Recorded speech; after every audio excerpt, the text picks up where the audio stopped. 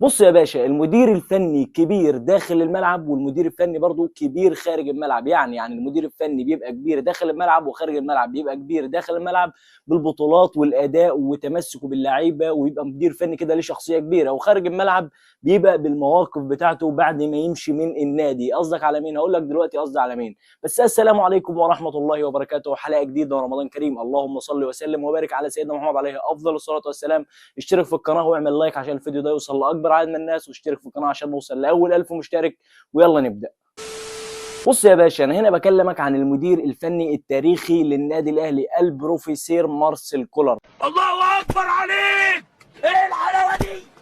ايه الحلاوه دي؟ مارسيل كولر طبعا كلنا عارفين ان هو بالنسبه لي انا تاني افضل مدير فني في تاريخ النادي الاهلي. ده ببطولاته بانجازاته هو اللي عملها، مش بقول الكلام ده من عندي. طب عمل ايه بقى دلوقتي مارسيل كولر بعد ما مشي من النادي الاهلي؟ طبعا مارسيل كولر بعد ما مشي من النادي الاهلي ليه شرط جزائي تقريبا 4 شهور، او عقده الكامل بياخده. مش عارف الشرط الجزائي قد ايه، بس مارسيل كولر تنازل عن بقيه عقده في النادي الاهلي. النبي، ايه الحلاوه دي؟ مارسيل كولر بيقبض بالدولار. فمارسيل كولر في تقارير بتقول ان مارسيل كولر اتنازل عن العقد بتاعه، لان النادي الاهلي زي ما كلنا عارفين حاليا فيه ازمه في الدولار في النادي الاهلي. الازمه دي بسبب مين؟ بسبب اداره النادي الاهلي اللي بقى مشت ريبيرو وعملت تدفع له بعد ما مشي، مشت مارسيل كولر وعملت تدفع له بعد ما مشي، مشت عماله تدفع وخلاص. اشرف داري، مش عارف اعد لك مين ولا مين.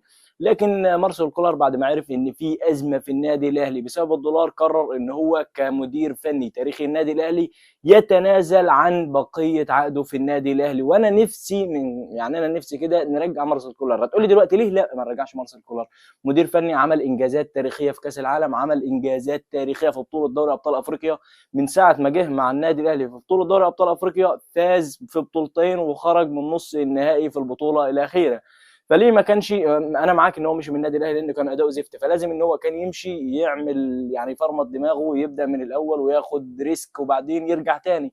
انا مع الناس اللي تقول لك ان مارسيل كولر يرجع النادي الاهلي من بدايه الموسم. فاللي مارسيل كولر عمله مع النادي الاهلي حاليا هو قرار تاريخي من مدير فني تاريخي في النادي الاهلي. فحابب اشكر مارسيل كولر. نخش بعد كده على الخبر اللي معانا بعد كده، هو حسام البدري. كله دلوقتي وانباء كتيره جدا جدا وجماهير النادي الاهلي بتقول لك ان حسام البدري ممكن يجي او مرشح بقوه ان هو يدرب النادي الاهلي. اقول لك ازاي يا جدع ان انت تجيب حسام البدري؟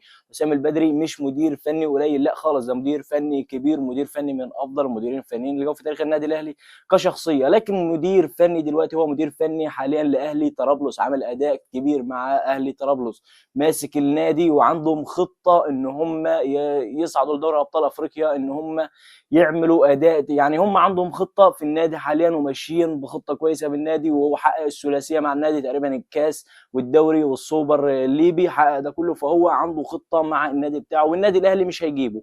اقول لك النادي الاهلي مش هيجيبه. طب النادي الاهلي هيجيب مين بداله لو مثلا مشى تورب في نهايه الموسم؟ مع ان تورب ما فيش حد يقول لك ان تورب هيمشي في دلوقتي وتورب يمشي، لا تورب ما هيمشيش حاليا. تورب هيمشي في نهايه الموسم. انت عايز تمشي تورب وتبقى بتدفع لمارسيل كولر؟ ما خلينا دلوقتي عارف يعني هو تنازل ماشي مارسيل كولر، بس هنحسبه دلوقتي.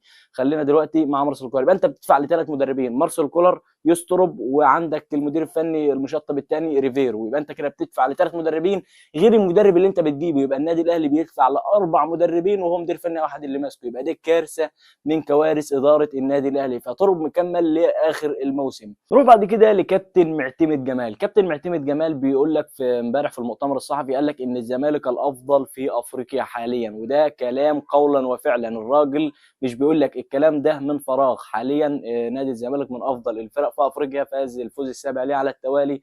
فالراجل عنده حق، عضلاته مقويه قلبه. الراجل عنده حق، متصدر الدوري وفايز على بيراميدز وعامل اداء تاريخي، الفوز السابع على التوالي. فالراجل عنده حق ان هو امبارح يقول حاليا نادي الزمالك الافضل في افريقيا. وانا بذات نفسي بتمنى ان نادي الزمالك يلعب دوري ابطال افريقيا، يبقى النادي الاهلي كده مع نادي الزمالك في دوري ابطال افريقيا، ونرجع لايام الزمن الجميل 2019 والايام اللي فاتت والسنين اللي فاتت دي كلها. فهيكون حاجه جميله جدا جدا ان نادي الزمالك يلعب في دوري الابطال. عوده شوبير لحراسه عرين النادي الاهلي مره اخرى امام المقاولون العرب. ايه الحلاوه دي؟ ايه الحلاوه دي؟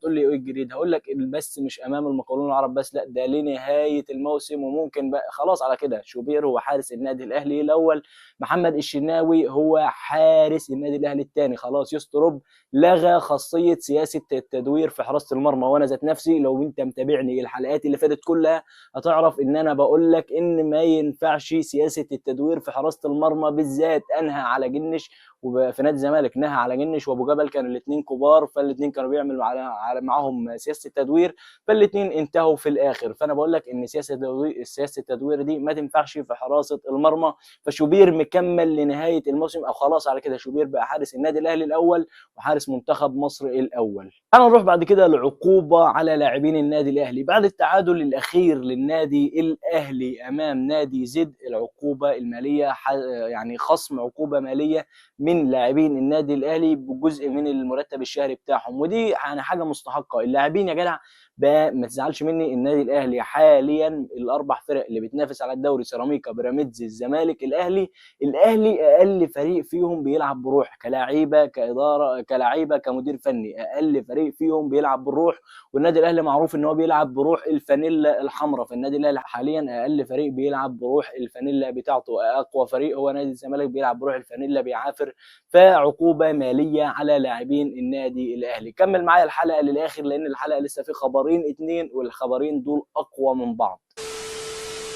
كارثه جديده من اداره النادي الاهلي. هتقول لي ايه الكارثه اللي عملوها تاني اداره النادي الاهلي؟ اداره النادي الاهلي يا باشا احنا كنا مفكرين ان وسام ابو علي اول ما يمشي مع نادي كولومبوس كرو الامريكي هيسجل على طول ال10 اهداف، النادي الاهلي يتبعت له $1,000,000 على طول. لكن الكارثه الجديده هي بقى ان مش يسجل بس 10 اهداف والنادي الاهلي ياخد على طول $1,000,000، لا ده يسجل ال10 اهداف كل موسم، يسجل 10 اهداف ل3 مواسم، يعني 30 هدف. لازم بعد 3 مواسم النادي الاهلي ياخد $1,000,000. يعني النادي الاهلي مش هياخد بعد موسم ابو علي ينتج على طول 10 اهداف، لا ده لازم بعد 3 مواسم النادي الاهلي ياخد $1,000,000. ودي كارثه حصلت من اداره النادي الاهلي. ما كنتش متوقع كده، انا قلت خلاص بقى النادي الاهلي فاق والاداره فاقت وعملت موقف كويس مع وسام ابو علي وهنستفاد من وراه اكتر ما احنا مستفيدين، وهناخد على طول اول ما يسجل 10 اهداف، وحاجه سهله ان هو يسجل 10 اهداف. تعالوا نروح بعد كده لاخر خبر معانا واللي هننهي به الحلقه، وهو شيكو بنزا خارج نادي الزمالك، لكن هيلعب مع نادي الزمالك الفتره الجايه. تقول لي ازاي هو خارج نادي الزمالك؟ لازم لا يلعب مع نادي الزمالك، والقرار ده جه من اداره نادي الزمالك